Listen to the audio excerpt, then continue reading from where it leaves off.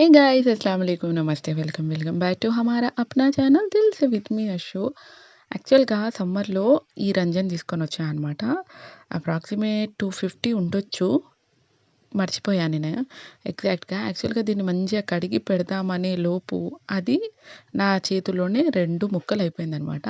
ఏం చేద్దామా అని థింక్ చేసి ఫస్ట్ ఏమో మన్ను ఏసేసా. మళ్ళీ డౌటొచ్చింది. అరే! దీనికి హోల్ చేయాలి కదా! వాటర్ ఎలా ఎళ్తది అనేసి ఒక చిన్న మేకు తీసుకొని సుత్తె హెల్ప్ తోటి మళ్ళీ సుత్తె భయమేసింది నాకు కుండ పగిలిపోతదని. చిన్న ఒక రాయి తీసుకొని 2, 3 హోల్స్ చేశాననమాట. ఇక్కడ రాయి కనిపిస్తుంది కదా! దీంతో హోల్ చేశా. ఆ పైన మూత ఉంటది గదా! పైన ఒక ముక్క పైకొచ్చేసింది గదా! దాన్ని ఇలా పెట్టేసి దాని మీద నా మెయిన్ ప్లాంట్ ఎక్కడ పెడతానో ఆ పార్ట్‌ని ఇక్కడ పెట్టాననమాట. చూడండి. చూడ్డానికి కూడా లుక్ బావుంది కదా! అందరూ ఇది తొట్టియా అని షాక్ అవుతున్నారు.